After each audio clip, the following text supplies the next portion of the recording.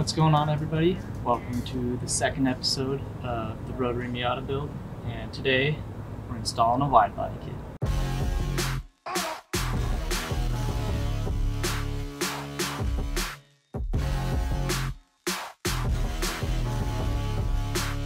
So I wanted to start off this video by saying that if you've seen the last one, then you know that I wanted to start putting in the engine parts, and I actually started taking out the diff out of this thing, and which was actually really crazy. It was broken in half, but that'll come later. I realized that the differential I have from the RX-7 is actually not a direct fit.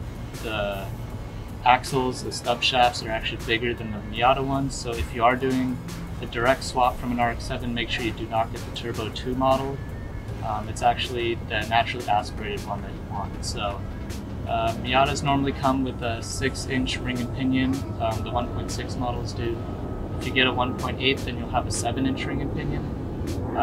But the one I have from the Turbo 2 is an 8-inch. So if you get a naturally aspirated, that's a 7, and the Turbo 2 has an 8. Which isn't really a problem for me. I was going to do a bunch of modifications to fit it anyway. But what I realized I need is 1 inch of track width more. I'm going to have to extend the lower control arms. So I wanted to test the rear fitment and see if I have that much room to play with. And that's why today's video is installing the Widebody kit, is for testing purposes. So we started off with just mocking it up. That's pretty much always how you start. You're going to want to use masking tape. I didn't have any with me, so I used duct tape. If you use duct tape, it might mess up your paint. For me, it doesn't really matter. The paint on this is garbage anyway, so I just went ahead and used it. But pretty much once you have that mocked up, you can have a friend hold it in place and make sure it's really lined up. I was really lucky, actually. This kit, the rears anyway, fit pretty nicely, so I didn't really have a problem with that. But sometimes we'll need to cut and modify accordingly to make it just fit really nicely. So I recommend doing that first. In my case, I didn't really have that problem, so I moved on to the next part, which is actually just jumping straight into it and drilling the holes. So my recommendation is using a really small drill bit to start out with, just to kind of mark your places. So my kit kind of had little indents for where the rivets should go, and I just took a small little drill bit and drilled right through the fender and the over fender. So once you get that done, you can take your fender off and get a drill bit that matches your rivet size. And for those of you who don't know what rivets are, basically they're a type of installation hardware that's really common with over fenders. They're like a little bolt. I'll show you a video right now. And the way it works is you screw it onto a rivet gun, which honestly look more like hedge clippers than anything, but you screw them on, and when you compress the rivet gun, it pulls the bottom half of the rivet together and creates a little clamp. So it'll clamp into the metal of your car, and you can still screw in a bolt into it, which is really nice for being able to remove your over fenders. So in case you need to get in there and are trying to work on suspension or something, you can just unbolt your over fender and pull it right off. So super convenient, really nice. Most people install over fenders like this, so definitely recommend. I got my hardware for $25 on Amazon, so totally worth it. Pretty easy to install. I mean, once you get the hole that matches your rivet size, I think I had an M5 rivet, which is about standard size for body kits, and I believe it was, I can't remember what drill size I used, but I'll show it on the screen right now. And once you drill out all the holes in that, it's just use the rivet gun, throw in the rivets, easy peasy. And then once you're done, you can throw your body kit on there and just make sure all the holes line up. Because at the moment, your body kit should only have a small pinhole of a drill as your marking. So now you can line up your body kit, make sure all the holes line up, and drill accordingly with the larger holes. So once this is done and your body kit is actually on the car, the next step is going to be cutting the fenders. So A lot of people are kind of scared by this. I know I was the first time I did it, but and I don't know if it really gets easier, especially once you start getting the more expensive cars. It's like, oh my god, I'm cutting into my brand new car. But as long as you keep the cuts clean, it's kind of tough with an angle grinder that I used. A lot of people use other tools. I can't remember the name off the top of my head. I think it's called like an air saw or something. It's basically like a Sawzall, but much shorter and smaller. It makes it really easy to cut a nice section out of your fender. So I would recommend using that, but if you don't want to buy it or rent it or something, you can always use an angle grinder, and that's what I did. So just make sure to keep care of not going too fast and accidentally missing your mark, and you can easily scratch up your whole fender. So what I like to do is put down a nice layer of masking tape. I actually did go out and buy masking tape for this.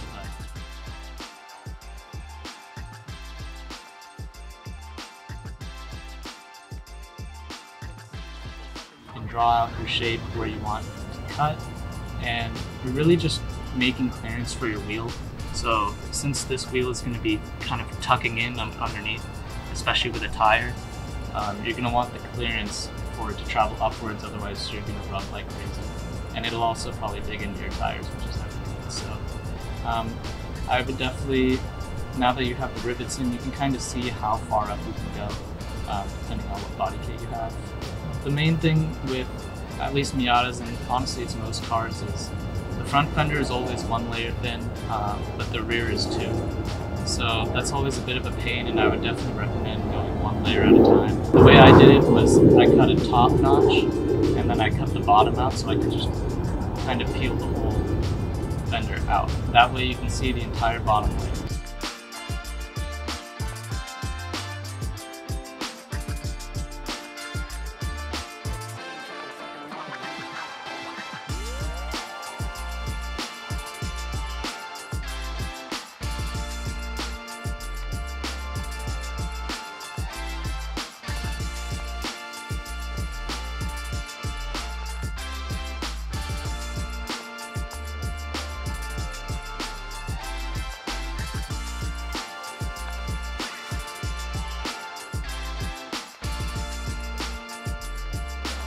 The reason you want to cut so far down on this inner layer is so that way you can cut some slots into it and really pull the inner fender up. So the reason for doing this is you don't want to just have an open gap in your body. Obviously it's going to get water and dirt and all sorts of junk in there that you don't want. So make sure you really peel your underskin up and that it's really touching all the way around.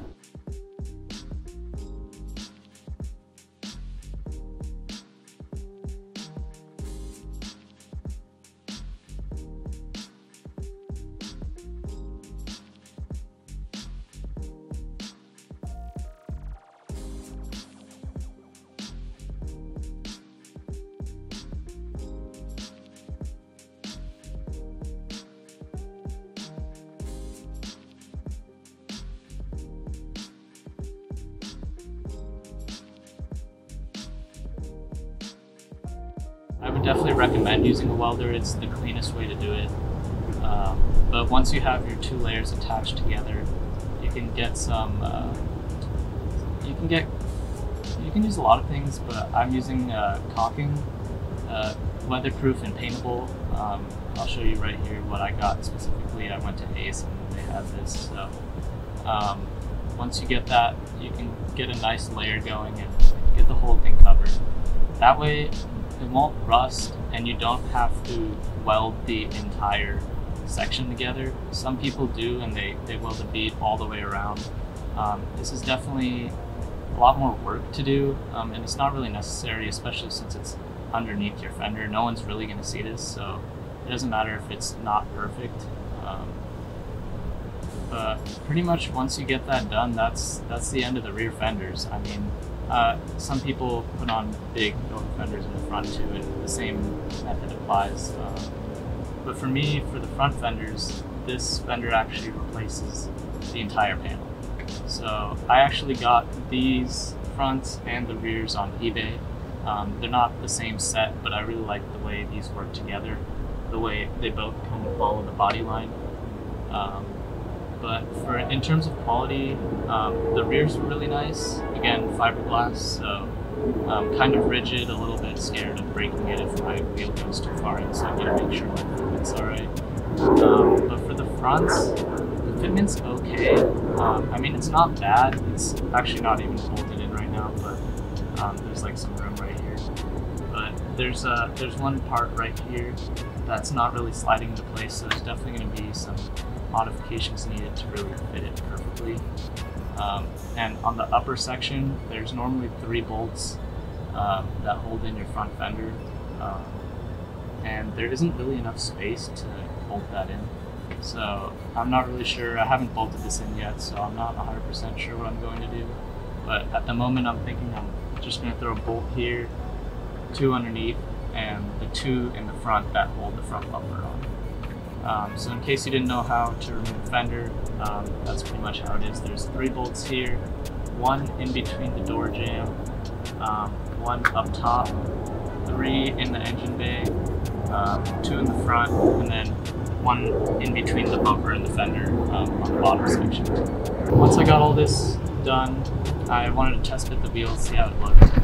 The main purpose of this was to test fit the rear actually. So the front fitment is pretty solid. I think I'd want to space it out maybe another 1/4 inch, so I'll probably get 1/4 inch spacers. But for the rears, it looks like I have about 1 inch of room for these wheels to come out more, which is actually perfect for me. The RX-7 Turbo 2 diff is actually about 1 inch wider on each side than the 1.6 Miata diff, although all of them are the same.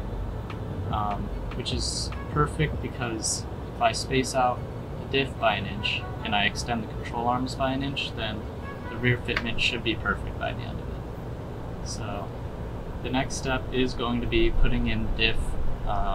I'm going to be deleting the PPF. For those of you who don't know what that is, the Miata has a power plant frame, which is basically just a long strip of metal that connects to the underside of your car, and it acts as a transmission mount and a differential mount. So since I'm deleting that and not using it, I'm going to have to create custom diff and custom trans mounts, which I was planning to do anyway, but the next video is going to be trying to get the Turbo 2 diff in the car. So once I get that in, I can see exactly how much I need to space out the axles and how much to extend the control arms. So that's going to be a whole thing. It's probably going to be the next video. It's going to be a tough step, but that's probably going to be one of the hardest steps to do, besides maybe making engine mounts. But once we get that in, we should be able to measure up where the engine is going to sit in the engine bay with stock drive shaft from the RX-7. And after that, it's going to be engine rebuild time, so that's pretty exciting.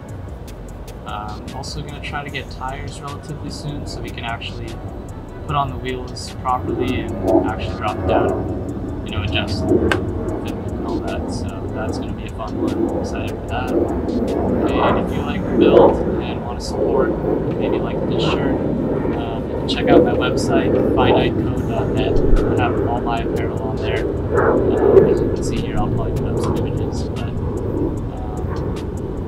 yeah, thank you for watching. If you enjoyed and this helped you out and you're liking the build, subscribe, like, all that stuff. And thanks for watching.